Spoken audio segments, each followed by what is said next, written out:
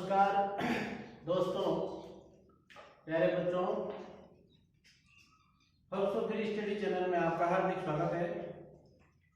जैसा कि आप सभी जानते हो, हम इसके माध्यम से प्रतियोगी परीक्षाओं से संबंधित कंटेंट उपलब्ध करवा रहे हैं। तो इसी कड़ी में आज हिंदी व्याकरण के तीसरे टॉपिक के बारे में चर्चा करने जा रहे हैं, जिसका नाम है शब्द विचार। तो प्यारे मित्रों और बच्चों, अपन शब्द विचार को बात करने से पहले इसके जो नाम है उस पर चर्चा कर लेते हैं कि जैसे जो शब्द है इसको अपन किस तरह डिफाइन कर सकते हैं, परिभाषित कर सकते हैं। तो प्यारे बच्चों, यहाँ पर अपन यूं कह सकते हैं कि दो या दो से अधिक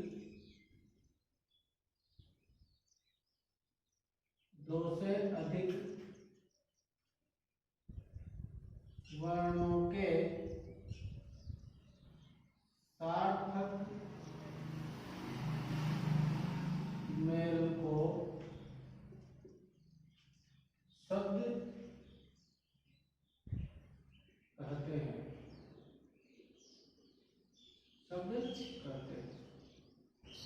जैसे अपन समझ सकते हैं इसको, जैसे क म ल। तो यहाँ पर तीनों जो वर्ण हैं क म ल, तीनों वर्णों से मिलकर के अपने पास बन रहा है प्यारे मित्रों कमल। क म ल कमल, जो एक संज्ञा शब्द या फिर नाम माना जा सकता है, संज्ञा नाम माना जा सकता है। इसके अलावा अपन ये भी ले सकते हैं रा म, इसको क्या वर्ण नाम हो। तो इस प्रकार से जो संज्ञा बन जाती है या फिर कोई नया शब्द बन जाता है, उसके बारे में अपन चर्चा कर रहे हैं।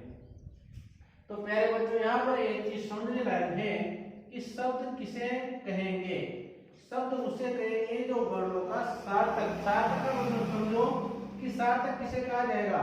सार्थक उसे कहा जाएगा जिसका स्पष्ट रूप से अर्थ निकलता है, उसे हम सार्थक कहेंगे। यानी कि जब दो वर्णों को या दो से अधिक वर्णों को हम जोड़ते हैं या परस्पर उनका मेल होता है, जब तक उनका मेल सार्थक नहीं होता, तब अर्थात उनका अर्थ नहीं निकलता, तो वह शब्द नहीं बन पाता है। यहाँ पर इनका शब्द जो बढ़ रहा है उसका अर्थ स्पष्ट निकल रहा है, इसलिए हम इसको कहेंगे शब्द। अब प्यारे बच्चों, पर एक चीज देख लेते हैं कि किस प्रकार से नॉर्मली शब्द की जो विशेषता होती है, शब्द की जो विशेषता होती है वो विशेषता यही होती है कि किसी भी ध्वनि को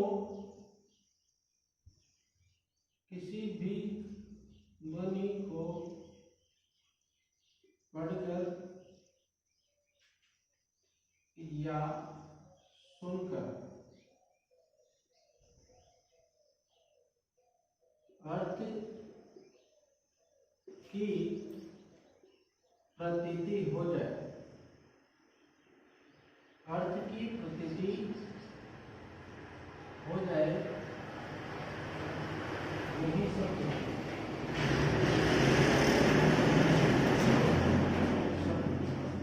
अब प्यारे मित्रों, अपन एक चीज डिस्कस कर रहे हैं, इस किसी भी ध्वनि को अगर पढ़ा जाए, किसी भी ध्वनि को पढ़ा जाए या सुना जाए या फिर लिखा जाए, अगर इन परिस्थितियों में वह सार्थक रूप अपन को देती है तो वही शब्द कहलाती है। अब महत्वपूर्ण चीज क्या बन गई अपने लिए कि सार्थक मेल। तो यूं कह सकते हैं कि शब्द भाषा की लघुतम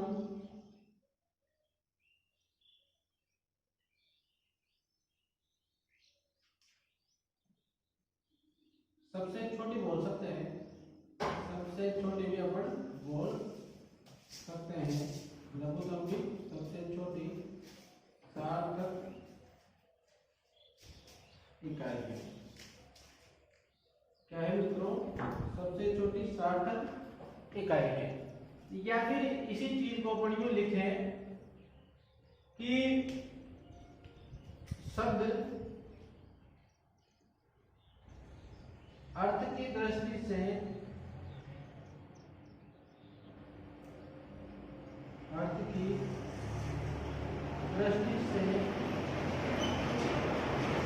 भाषा की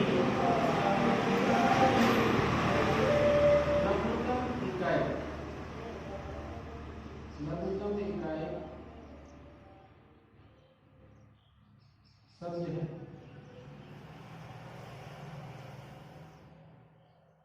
प्यारे मित्रों, दोनों ही चीजों से अपन को एक चीज फिक्स हो रही है कि जब तक किसी चीज का अर्थ नहीं निकलता वह शब्द नहीं माना जाएगा। शब्द वह जब भी माना जाएगा जब उसका सार्थक रूप से अर्थ निकले।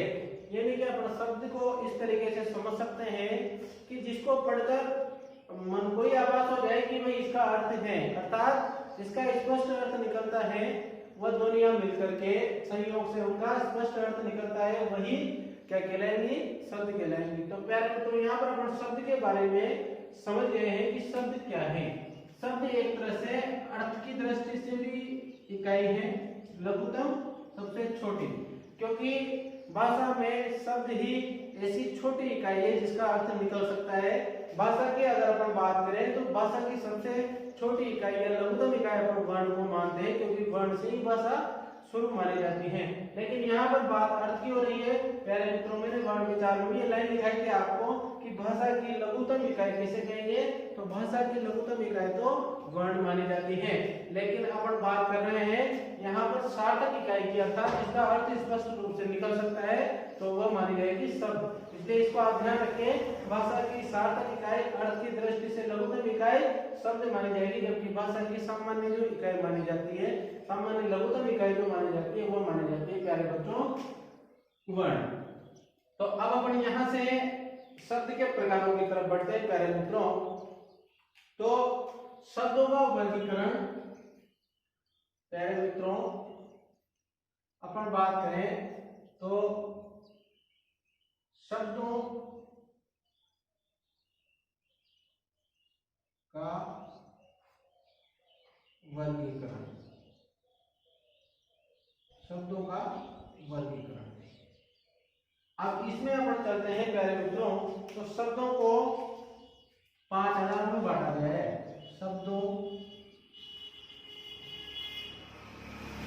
को 5 आधारों में बांटा गया है। अब वो 5 आधार कौन कौन से हैं? देखो आप, पहले नंबर पे उत्पत्ति, इतिहास,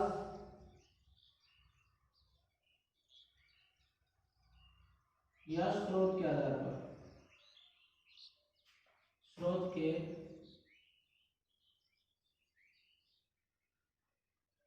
आधार पर। इसके बाद अपन बात करें दूसरे नंबर पे व्युत्पत्ति, रचना, बनावट के आधार पर। इसके बाद में अगर अपन बात करें तीसरे नंबर पे प्रयोग के आधार पर।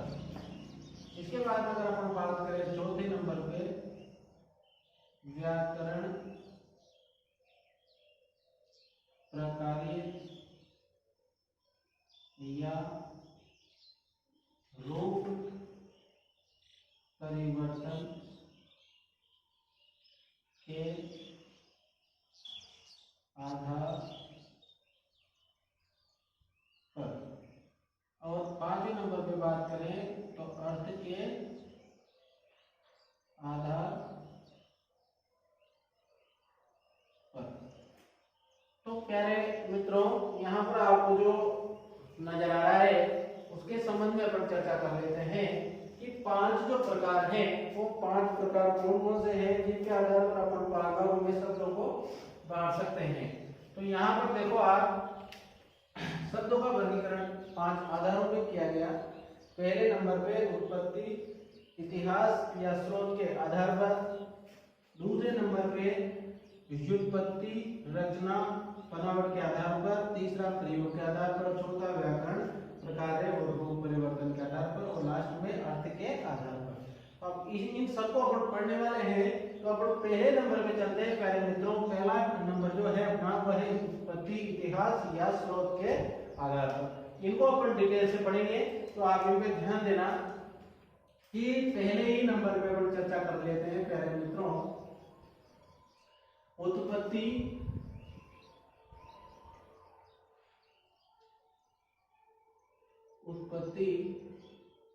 इतिहास या स्रोत के आधार पर। तो प्यारे मित्रों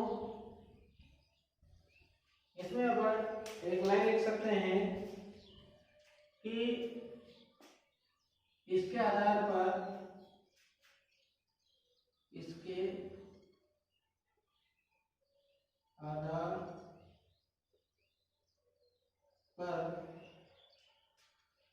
शब्दों के 5 भेद माने गए हैं। अब अपन बात कर रहे हैं उत्पत्ति, इतिहास, स्रोत के आधार पर शब्द की। तो 5 प्रकार माने गए हैं। उन 5 प्रकारों पे प्यारे मित्रों फोकस कर लेते हैं कि 5 प्रकार था वो कौन कौन से हैं। तो 5 प्रकार पहले नंबर पे प्यारे मित्रों तत्सम शब्द। कौन से? तत्सम शब्द। दूसरे नंबर पे तद्भव शब्द।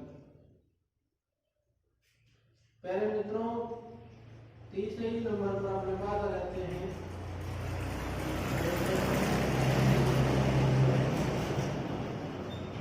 इसके बाद में अपने पास चौथे नंबर पे आ जाते हैं विदेशी शब्द। और 5वां जो नंबर है अंतिम उसमें अपने पास आ जाते हैं संकर शब्द। प्रत्येक शब्द को अपन डिटेल से पढ़ेंगे लेकिन यहाँ पर आप छोटी छोटी चीजों को समझ ले पहले से कि उत्पत्ति, इतिहास, रचना, स्रोत के आधार पर अपन 5 भागों में इनको बांटते हैं। पहले नंबर पे तत्सम, तद्भव, देशज, विदेशी और संकर 5 भाग हैं। 5 भागों को थोड़ा सा समझने का प्रयास करेंगे प्यारे मित्रों। तत्सम का मतलब उसके समान, यानी कि संस्कृत भाषा से जो शब्द हिंदी भाषा में आ गए हैं और उसी रूप में प्रचलित है जिस रूप में संस्कृत में प्रचलित है तो उनको अपन बोलते हैं तत्सम। तद्भव शब्द जो कुछ परिवर्तन के साथ मूलतः तो संस्कृत भाषा के हैं लेकिन कुछ परिवर्तन के साथ वो हिंदी में प्रयुक्त होने लगे हैं वह तद्भव शब्द माने जाते हैं।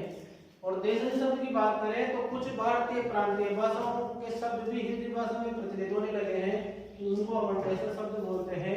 और विदेशी शब्द वो है जो भारत के अलावा या अपने हमारे देश के अलावा किसी अन्य देशों यानी विदेशी भाषाओं से भी आकर हिंदी भाषा में प्रयुक्त होने लगे हैं बोलचाल में, उनको अपन विदेशी शब्द कहते हैं।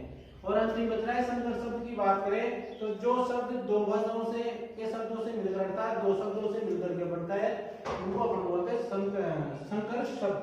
तो प्यारे मित्रों अब अपन चलते हैं तत्सम शब्द की ओर। पहले नंबर पे अपना तत्सम शब्द है तो अपन चलते हैं तत्सम शब्द की ओर। तो प्यारे मित्रों यहाँ पर एक नंबर लगा दे अपन और अपन लिखते हैं तत्सम शब्द। तत्सम शब्द। अब प्यारे मित्रों अपन इसकी परिभाषा लिखेंगे तो इसमें एक चीज है तत् प्लस सम। इसका मतलब है उसके उसके किसके, संस्कृत के समान।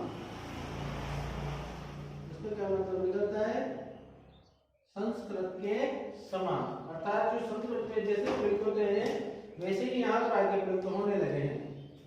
तो अपन इनकी परिभाषा लिख सकते हैं कि वे शब्द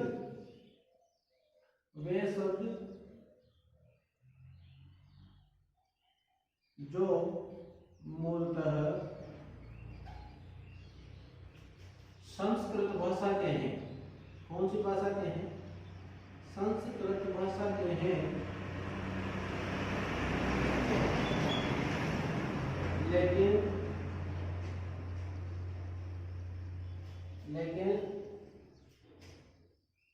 ज्यों के त्यों ही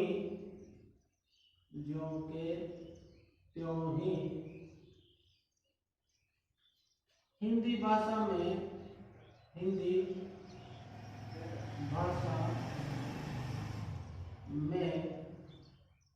प्रयुक्त होने लगे हैं, उन्हें तत्सम शब्द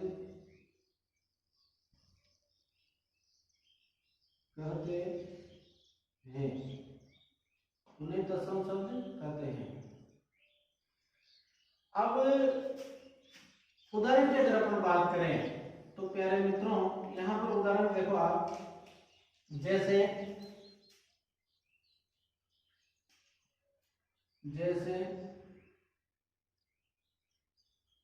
सूर्य,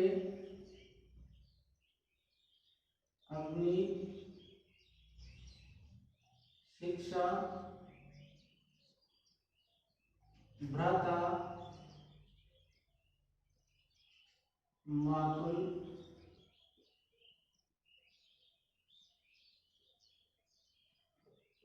पितृ, अमृत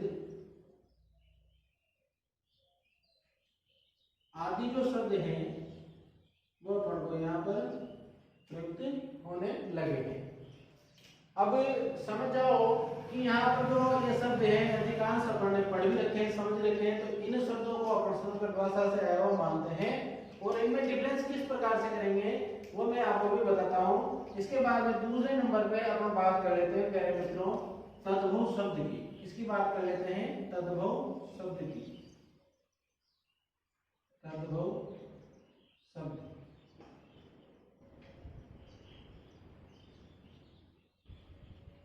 अपन इसके बारे में ये मान सकते हैं कि वे शब्द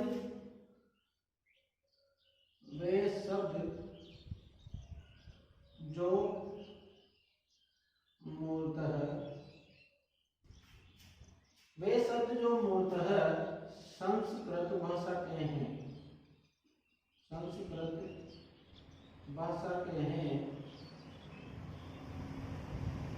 लेकिन कुछ परिवर्तन के साथ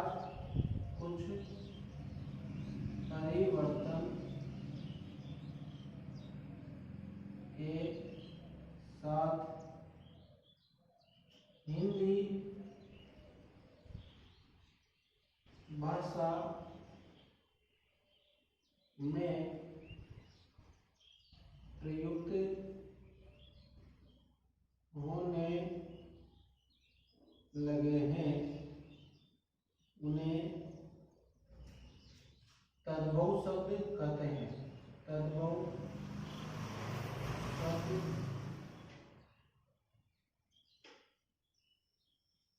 कहते हैं।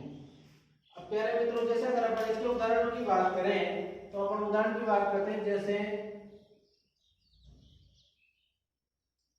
इन्हीं का तद्भव को अपन देख लेते हैं। जैसे सूर्य का तो जाएगा प्यारे मित्रों सूरज, आग, भाई, मामा, पिता, पिता। इस तरह से अपन ये शब्द अमीर, तांबा आदि शब्दों के बारे में अपन चर्चा कर सकते हैं। तो प्यारे मित्रों, ये तो चीज अपन में समझ में आ गई, हमारी ये चीज अच्छी तरह से समझ में आ गई कि तत्सम क्या होता है और तद्भव क्या होता है। तो आप इसको स्क्रीनशॉट ले सकते हो और नोट्स में आप आराम से इनको बना सकते हो, उतार सकते हो। तो आराम से आप इनको समझो। मुख्य रूप से ज्यादा समझने की आवश्यकता नहीं है, शब्द आपको समझ में आ गया होगा कि शब्द अर्थ की सार्थक इकाई मानी जाती है, यानी कि अर्थ की दृष्टि से जो भाषा की इकाई है वह शब्द है, और शब्द एक प्रकार से वर्णों का सार्थक मेल होता है, और इनको 5 आधारों पर बांटा गया है। तो 5 आधार: उत्पत्ति, इतिहास या स्रोत के आधार पर, व्युत्पत्ति, रचना, बनावट के आधार पर, प्रयोग के आधार पर, व्याकरण प्रकार या रूप परिवर्तन के आधार पर, और अर्थ के आधार पर। अपन बात कर रहे थे उत्पत्ति, इतिहास और स्रोत के आधार पर। तो 5 इसके आधार पर 5 भेद माने गए प्यारे मित्रों। अपन ने इसके कितने भेद माने? अपन ने इसके माने 5 भेद। तो पांचों जो भेद हैं इनके बारे में अपन चर्चा कर रहे हैं। 5 तत्सम, तद्भव, देशज, विदेशी, संकर। तत्सम के बारे में जो संस्कृत के वैसे के वैसे ही हिंदी में प्रयुक्त होने लगे, तो ये इस प्रकार से तत्सम शब्द है।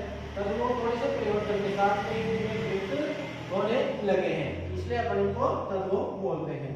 अब प्यारे मित्रों, अपन बात करेंगे, तो इसको आप स्क्रीनशॉट ले लो।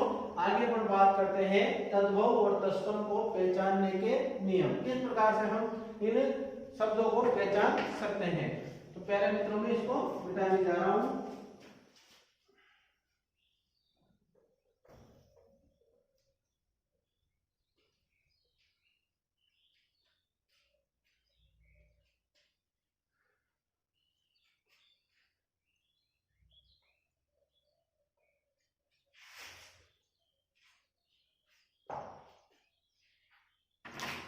अपन बात कर रहे थे प्यारे मित्रों तद्भव और तत्सम शब्दों को पहचानने की।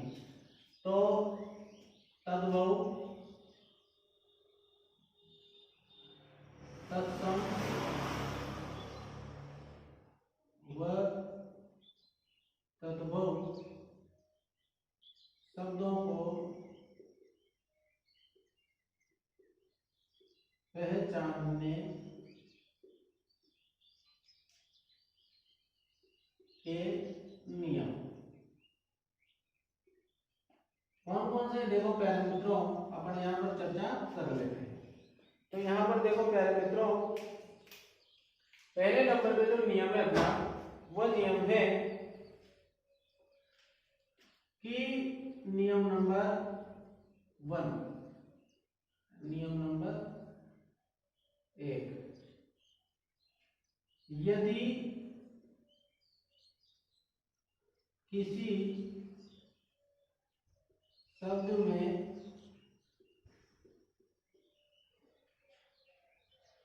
चंद्र बिंदु लगा हो तो वह शब्द हमेशा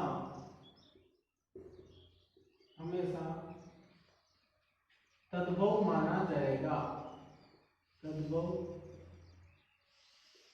माना जाएगा। तो प्यारे मित्रों, पहला जो रूल है अपना वो क्या है कि यदि किसी शब्द में चंद्र बिंदु लगा हो तो वह शब्द हमेशा तद्भव माना जाएगा। जैसे अपन बात करें यहां पर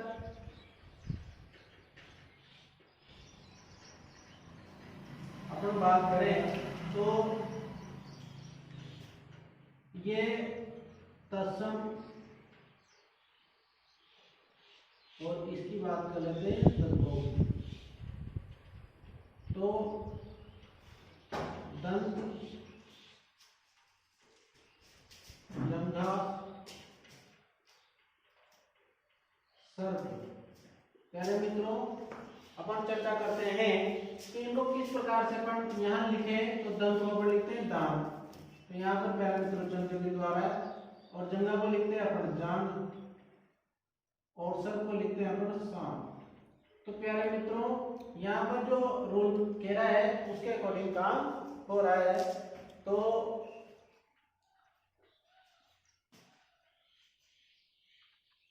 इसके बारे में अपन बात करें तो जो अगला रूल है प्यारे मित्रों अपना, वो रूल कह रहा है कि हिंदी की गिनती हमेशा तद्भव होती है और संस्कृत की गिनती हमेशा तत्सम होती है। नियम नंबर 2, नियम नंबर 2 कि हिंदी की गिनती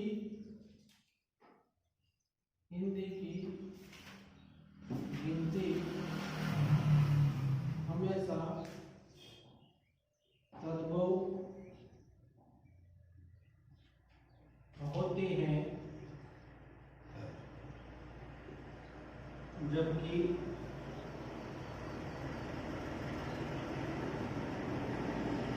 संस्कृत की गिनती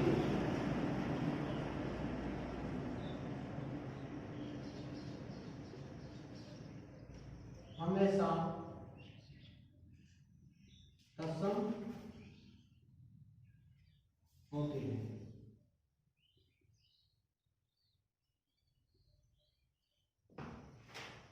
अब बात कर लेते हैं इसके उदाहरणों की। तो ये जैसे ये तत्सम है, ये तद्भव है। तो यहाँ पर अपन चर्चा कर रहे हैं कि यहाँ पर अपन 1 लिखते हैं, 2 लिखते हैं या 5 लिखते हैं या फिर 10 लिखते हैं। इस प्रकार से जब अपन लिखते हैं तो यहाँ पर अपन यहाँ पर संस्कृत लिखेंगे कि जैसे एकम लिख दो या एकर लिख दो, यहाँ पर द्वि लिख दो, चतुर्वार लिख दो,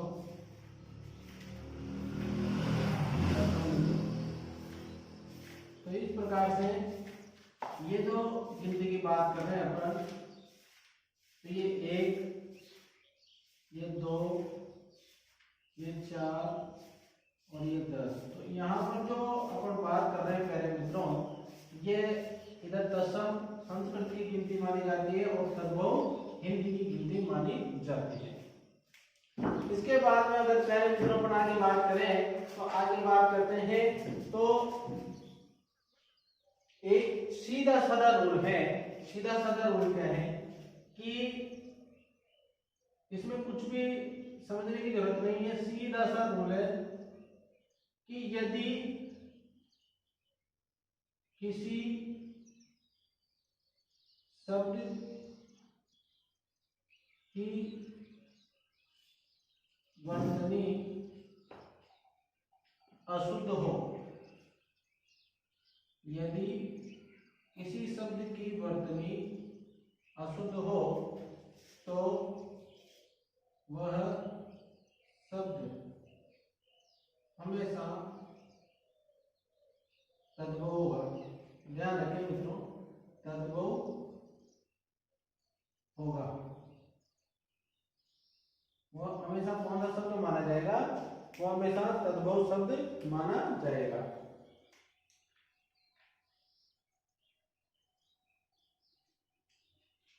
जैसे छोटा सा एक उदाहरण अपन देख सकते हैं।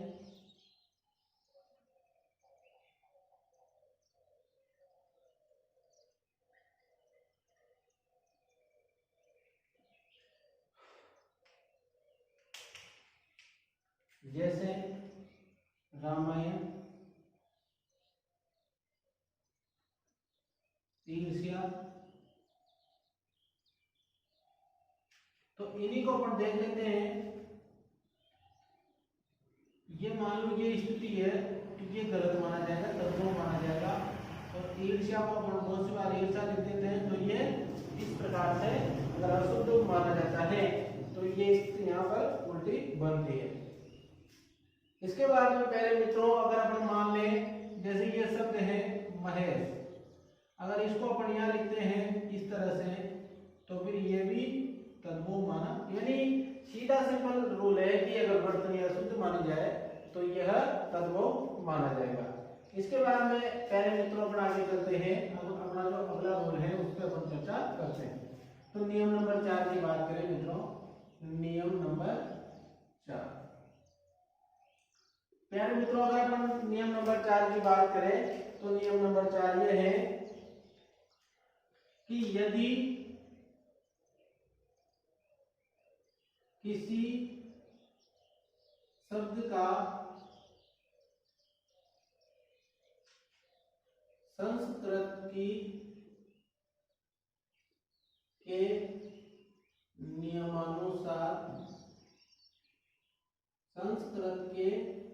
नियमानुसार संधि विच्छेद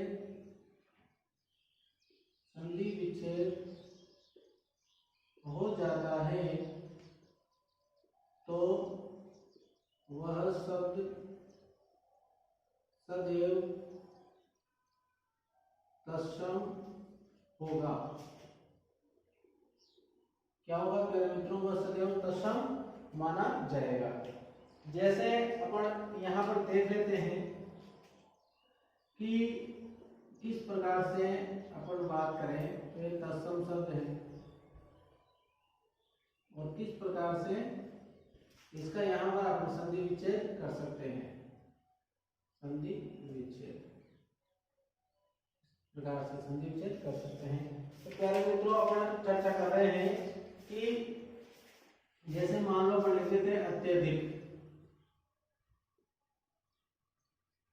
अपन लिख देते हैं प्रत्यक्ष, अपन लिख देते हैं परिच्छेद। इस प्रकार से अगर अपन लिख देते हैं तो यहाँ पर देखो प्यारे मित्रों इसका संधि विच्छेद निकल रहा है सीधा सीधा अति प्लस अधिक, इसमें जड़ संधि मानी जाती है। तो इस प्रकार से प्रति और ये भी अक्षर है और परिच्छेद में भी परि प्लस च का विलोप हो जाता है। तो इस प्रकार से इसमें शुद्ध संधि हो रही है, इसलिए ये नियम नंबर 4 तत्सम माना जाता है।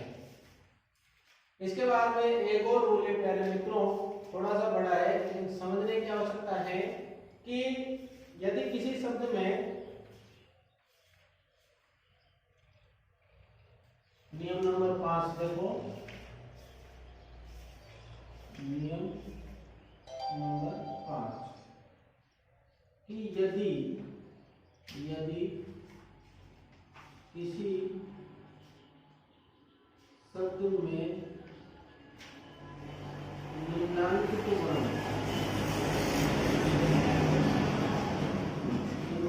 वर्ण जैसे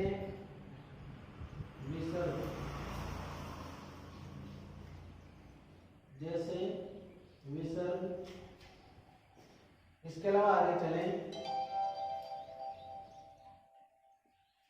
विसर्ग के बाद यह र मात्रा में आ जाए, यक्ष, यत्र, यस्र, तो इस तरह के जो वर्ण आ जाए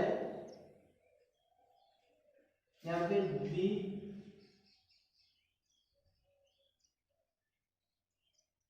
हो तो हो तथा एक चीज और ध्यान रखना, तथा वर्तनी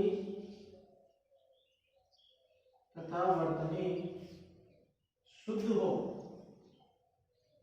वर्तनी शुद्ध हो तो वह हमेशा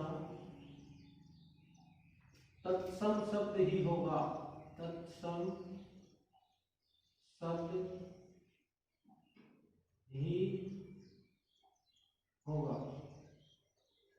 इसके बाद में अपन इसके उदाहरण देखो, अपन चर्चा कर लेते हैं कि ये यहाँ तत्सम माने जाएंगे और इधर अपन सबको ले लेते हैं। अब तो प्यारे मित्रों अपन उदाहरण देखते हैं। जैसे यहाँ पर ये दुख है प्यारे मित्रों, पेन चेंज कर लेता हूं। जैसे यहाँ पर दुख है, ये दुख, अब विसर्ग का प्रयोग हो रहा है इधर और इधर, और इसको ये से लिख देते हैं तो विसर्ग का प्रयोग नहीं हो रहा है, इसलिए ऐसे ही मान लो अंतःपुर,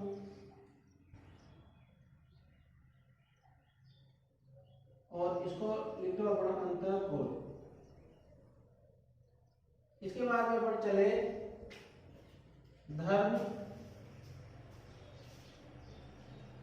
इसको अपन धर्म लिख देते हैं। कर्म, इसको अपन कर्म लिख देते हैं। इस प्रकार से जैसे पक्षी लिख देते हैं अपन अक्षर, तो यहाँ पर पंछी इधर लिखते हैं पहले, और इधर अगर अक्षर लिख देते हैं अपन तो ये इधर आखर माना जाता है। तो इस प्रकार से हमारे पास जो ये वर्ण है ये इस प्रकार से डिफाइन हो रहे हैं। तो यहाँ पर अपन ने एक तो विसर्ग का प्रयोग कर लिया, ध का प्रयोग कर लिया, अक्षर का प्रयोग कर लिया। अब प्यारे मित्रों अपन आगे बात करते हैं। जैसे वाष्प, वाष्प स का भी प्रयोग करेंगे तो ये हो जाएगा भाप। इस प्रकार से अपन आगे बात करें कृषक, कृषक की बात करें तो ये हो जाता है किसान। अगर प्यारे मित्रों अपन इधर भी बात करें तो यहाँ अपन तत्सम ले लेते हैं और इधर अपन तद्भव ले लेते हैं। इसमें चर्चा करते हैं प्यारे मित्रों वर्ण। तो यहाँ पर अपन एक तो स और ये भी ऐड करेंगे। इसके अलावा यहाँ जैसे राज्य, इसको अपन बोल देते हैं राजा, ठीक है। इसके बाद में प्रज्ञा, इसको बोल देते हैं प्रजा या फिर प्रज्ञा। इस प्रकार से अपन इसको लिखते हैं। इसके बाद में प्यारे मित्रों आश्रम, ये शब्द है, इसको अपन लिखते हैं आसरा।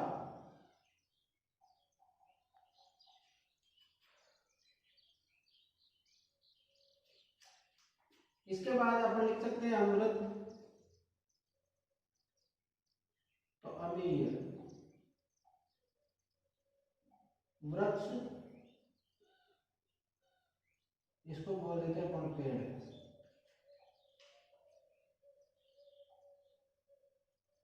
या फिर वृक्ष भी बोलते हैं, रुख भी बोलते हैं। तो इस प्रकार से अपन ये शब्द लिख सकते हैं। और कभी कभार ये भी द्विगुण,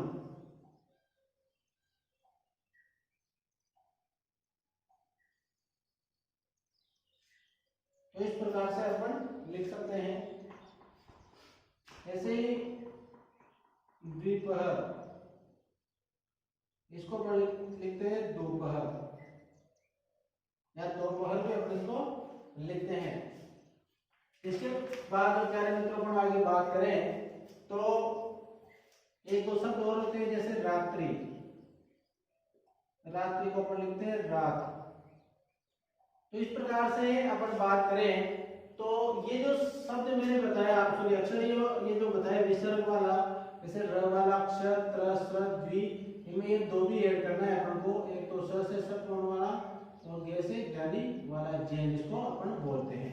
तो इस प्रकार से ये जो 5 नियम हैं, इनको अपन अगर आराम से याद रखें तो लगभग तत्सम और तद्भव शब्दों को काफी हद तक अपन पहचानने में सफल हो सकते हैं। तो आपसे यह अनुरोध है कि इनको अच्छे तरीके से आप याद करें और अच्छे तरीके से इनको देखें ताकि समझें, और इनका स्क्रीनशॉट लेके अच्छे से इनको नोट्स बनाएं।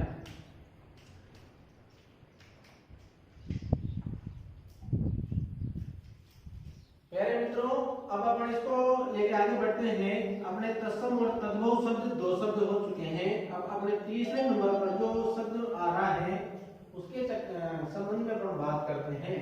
तो उसका संबंध जो है वो है नाम है देशज। क्या नाम है उसका? देशज। तो मैंने बता भी दिया था थोड़ा सा आपको कि देशज शब्द क्या होगा, किसे अपन देशज कहेंगे, तो वह चर्चा अपन कर लेते हैं।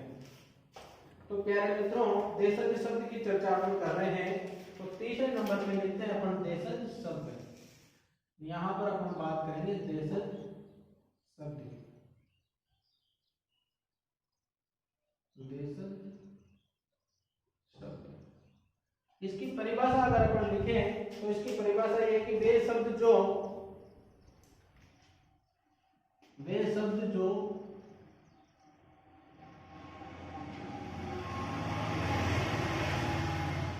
या तो प्रांतीय भाषाओं से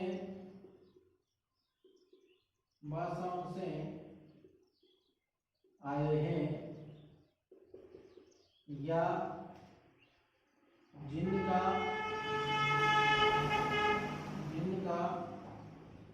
स्रोत ज्ञात नहीं है। देशज शब्द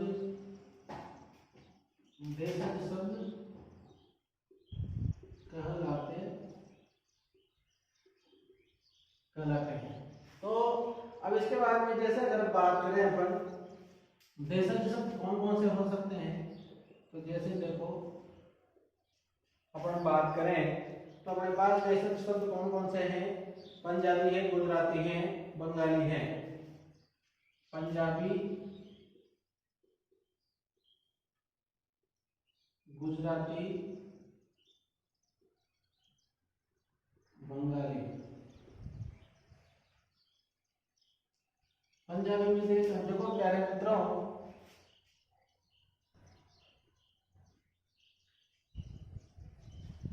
जैसे खालसा, कुड़ी, मुंडा, भांगड़ा, गरबा आदि जो शब्द हैं वो पंजाबी से माने जाते हैं। और स्पेशल ध्यान रखना छोले भटूरे, ये पंजाबी शब्द माना जाता है। तो इसको आप स्पेशल ध्यान रखें, छोले भटूरे को, बहुत सी बात पूछा गया है। इसके बाद में आगे चले अगर अपन तो हमारे पास है गुजराती। कुछ शब्द हैं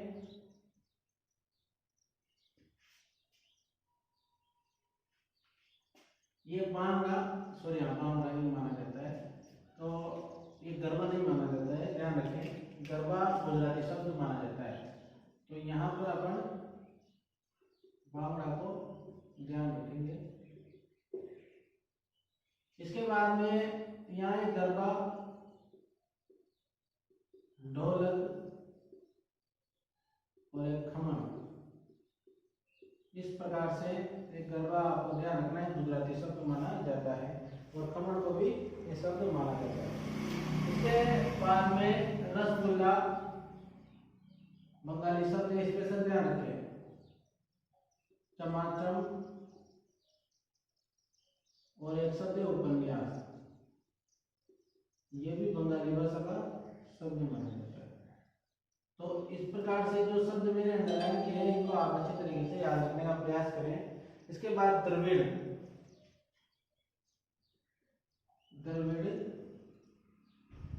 भाषा के जो शब्द माने जाते हैं तो इडली, डोसा, सांभर, लुंगी और उड़द। इस प्रकार से आप इनको ध्यान रख सकते हो। इसके बाद में अन्य शब्द की बात करें अपन तो जो अन्य शब्द हैं विदेशी भाषा में या फिर सॉरी इसमें, तो अन्य शब्दों के बारे में चर्चा कर लेते हैं। जैसे बोंकू है,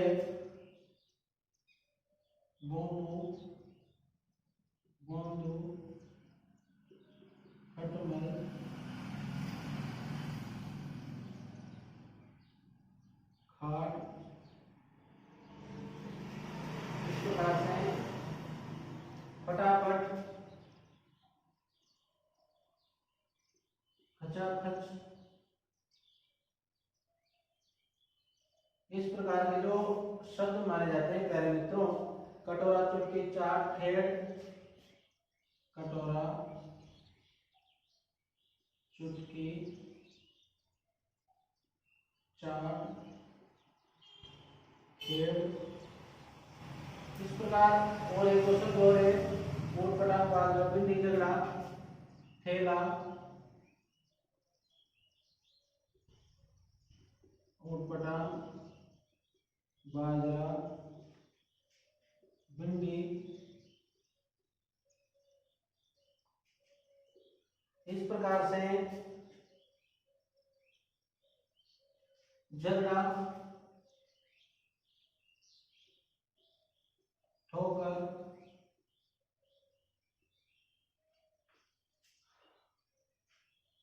हड़ताल,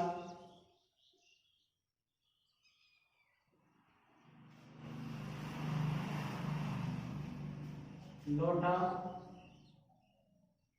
आदि जो शब्द माने जाते हैं ये भी देशज शब्द ही माने जाते हैं। तो प्यारे मित्रों, देशज शब्द आप थोड़ा सा ध्यान रखें, कभी कभार प्रश्न पूछ लेते हैं। हालांकि अधिकांश जो प्रश्न देशज तत्सम तद्भव भाषा में से आता है, लेकिन इस प्रकार से छोटा मोटा प्रश्न यहाँ से पूछ लिया जाता है। इसके बाद अपन बात करें प्यारे मित्रों, चौथे नंबर पे अपना है विदेशी शब्द। कौन सा आ रहा है प्यारे मित्रों? विदेशी शब्द। ये चौथे नंबर पे अपना जो शब्द का प्रकार है वह है विदेशी शब्द। तो प्यारे मित्रों, इस पर अपन चर्चा करते हैं कि वे शब्द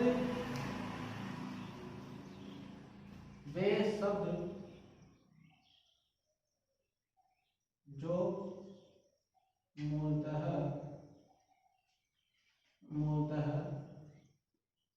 विदेशी भाषाओं के हैं, लेकिन हिंदी भाषा में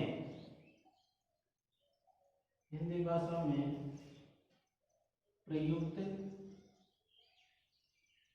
होने लगे हैं, उन्हें विदेशी शब्द कहा जाता है।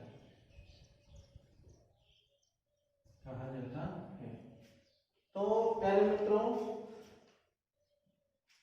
अपने दो शब्दों में चर्चा कर लेते हैं। जैसे अपन चर्चा करें तो डच और अंग्रेजी। जैसे डच भाषा के हैं और अंग्रेजी भाषा के। तो अगर डच भाषा की बात करें तो दो ही शब्द हैं और एग्जाम में भी पूछे गए, पहले मित्रों इनका ध्यान रखें। एक तो डच भाषा का एक शब्द है बम और तुरुप। इस प्रकार से ये शब्द आप स्पेशल ध्यान रखें, ये इंपोर्टेंट माना जाता है। इसके बाद में अगर अपन अंग्रेजी के शब्दों की बात करें प्यारे मित्रों, तो प्लेटफॉर्म,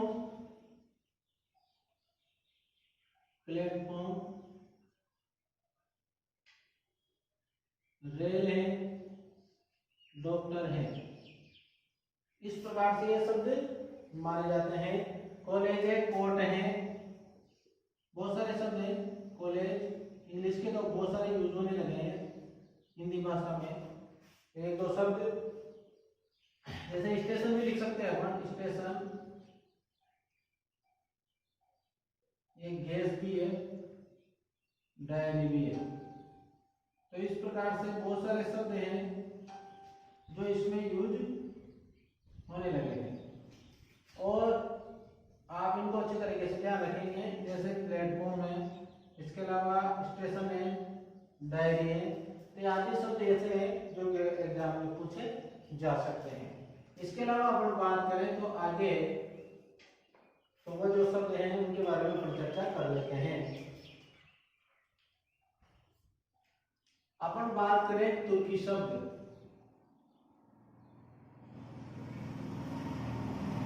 तुर्की शब्दों की बात करें अगर अपन, तो तुर्की शब्द है प्यारे मित्रों अपने पास, जैसे उर्दू है, उर्दू भी तुर्की शब्द है। कैंची है, कैंची भी तुर्की शब्द है। ये लाश है, दरोगा।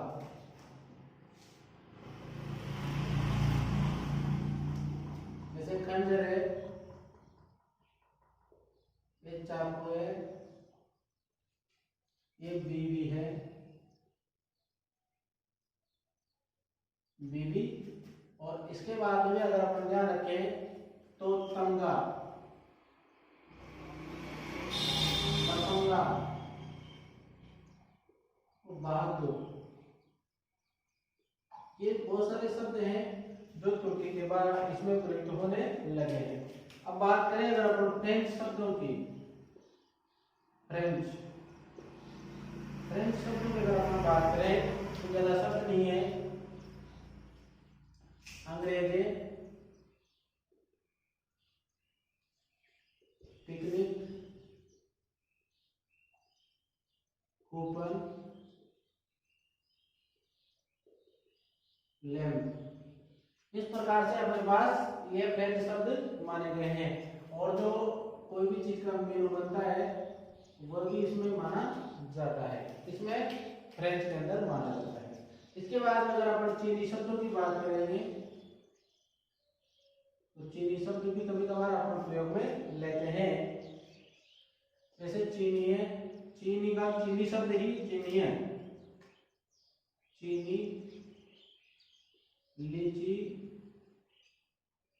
चाय, पटाखा, ये आदि जो शब्द हैं, जैसे तूफान है, चीकू है, तूफान, चीकू आदि। जैसे चीकू शब्द इंपोर्टेंट है, पटाखा भी इंपोर्टेंट है और चीनी शब्द भी इंपोर्टेंट है, इसलिए इनका ध्यान रखना। इसके बाद में और शब्दों की बात करें तो कुछ जापानी के भी शब्द हैं। जापानी शब्दों की अगर अपन बात करें तो सुनामी, सुजुकी, सायोनारा,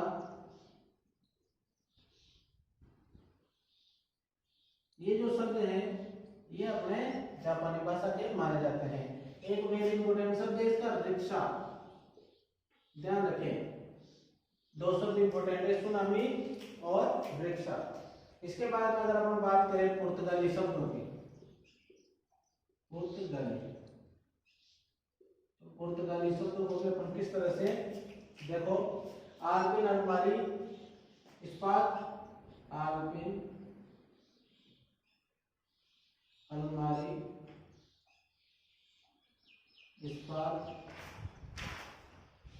इस्पात के बाद में अपन किस तरह से ध्यान रख सकते हैं, गोदाम, पगडंडी,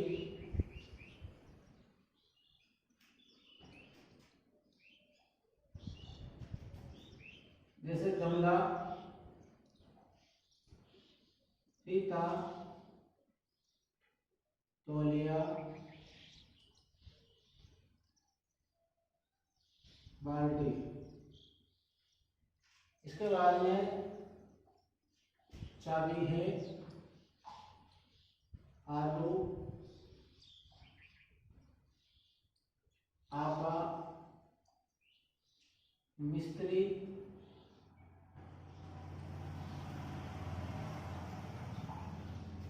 एक नीलामी और साबुन। ये जो शब्द हैं ये पुर्तगाली भाषा के माने गए हैं। इसके बाद अगर हम बात करें अरबी शब्दों की, अरबी भाषा के शब्द भी अपन प्रयुक्त करते हैं। अरबी भाषा के शब्द कौन कौन से देखो, गरीब, औलाद, अमीर, आदत, औरत, जिला, बब्बर, शराब,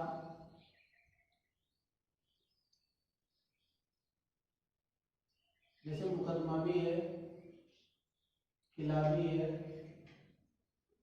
दुनिया भी है, आदि तो शब्द हैं। इसके अलावा बात करें तो दीदार,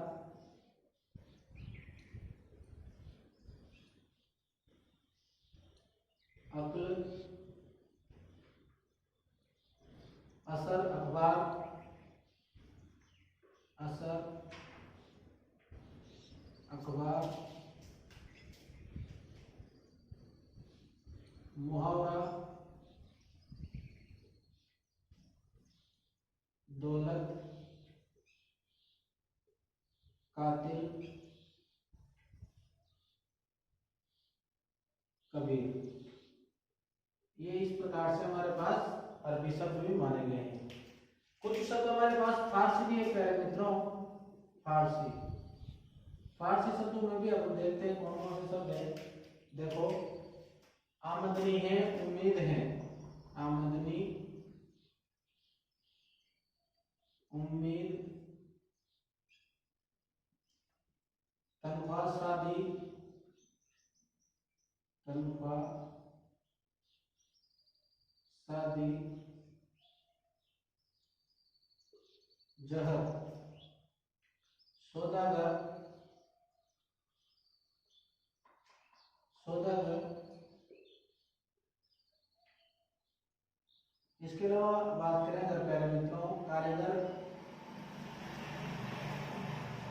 कारीगर, अंबार,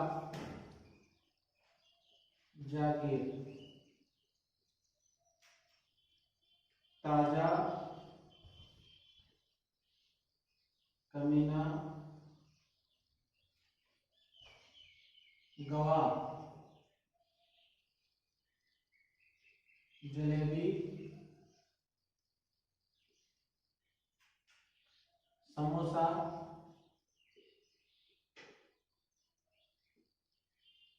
खामोश,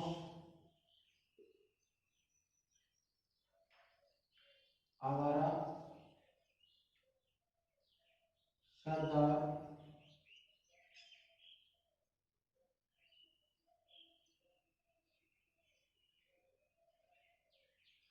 कुश्ती।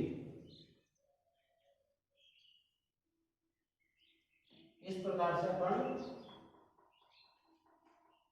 मान सकते हैं। तो ये प्यारे मित्रों हमारे पास विदेशी शब्द हैं, इनको आप अच्छे तरीके से देख लें, याद कर लें, समझ लें। एक बार अपन इनको रिवाइज कर लेते हैं कि देशज शब्द तो वह है जो प्रांतीय भाषाओं से है, जिनका स्रोत याद नहीं है। पंजाबी में खालसा, कुड़ी, मुंडा, भाखड़ा, छोले भटूरे। गुजराती में गरबा, ढोलक, कमंड।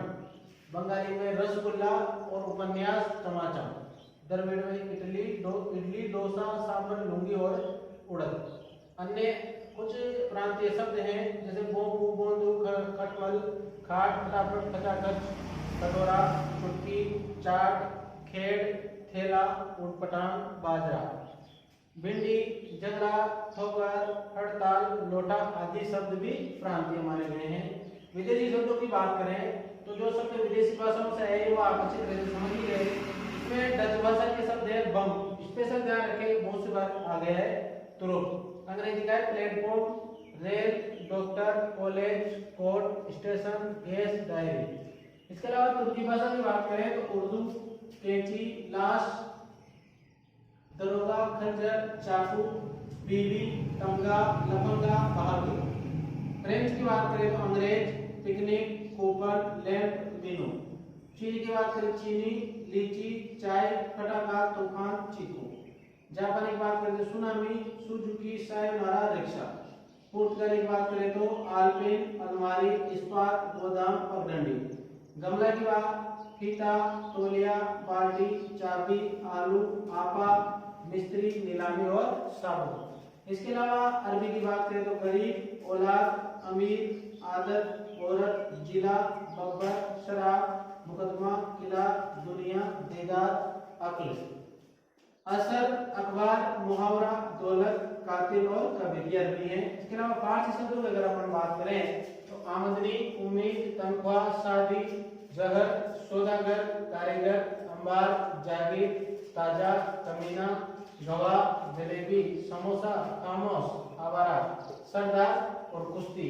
ये जो शब्द हैं इनको आप अच्छी तरीके से कॉपी में नोट्स में बना लें, याद कर लें, प्रश्न इनमें से अधिकांश आपको मिल जाएगा। तो प्यारे मित्रों आप इसका स्क्रीनशॉट भी ले सकते हो। अब अपन यहाँ से थोड़ा सा आगे बढ़े और अपनी क्लास को समाप्त करें कि थोड़ा सा एक प्रकार बच गया हमें इसका, वो कौन सा बच रहा है प्यारे मित्रों, संकर शब्द। कौन सा बच रहा है, संकर शब्द। तो अगर अपन बात करें पांचवें नंबर पे, देशज विदेशी के बाद पांचवें नंबर पे अपन बात करें तो वह है अपने पास पांचवा नंबर है संकर शब्दों का। संकर शब्दों का बात करें तो पांचवें नंबर पे संकर शब्द,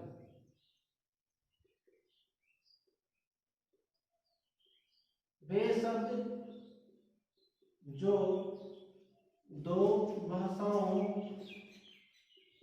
के शब्दों से मिलकर बने हैं वो संकर शब्द कहलाते हैं। जैसे बात करें अपन, एक दो शब्द में बता देता हूं आपको, जैसे रेल गाड़ी। अब बात करें बम वर्षा, रसोई घर। तो इस प्रकार से जो शब्द देख रहे हैं आप, ये रेल और ये गाड़ी दोनों अलग अलग भाषाओं के शब्द, ये हिंदी का है और ये अंग्रेजी का शब्द माना जाता है। बम ये डच भाषा का है, वर्षा हिंदी भाषा का शब्द माना जाता है। तो इस प्रकार से ये भी दोनों अलग अलग भाषाओं के, रसोई और ये घर दोनों ही हिंदी भाषा के लेकिन अलग अलग शब्द माने जाते हैं। इसीलिए अपन कह सकते हैं कि जो दो भाषाओं के शब्दों से मिलकर के बनते हैं वही शब्द संकर शब्द कहलाते हैं। तो प्यारे मित्रों इस प्रकार आज हमारी क्लास समाप्त होती है। आप सभी का वीडियो देखने के लिए बहुत बहुत धन्यवाद। सभी से निवेदन है कि चैनल को अधिक से अधिक सब्सक्राइब करें। धन्यवाद।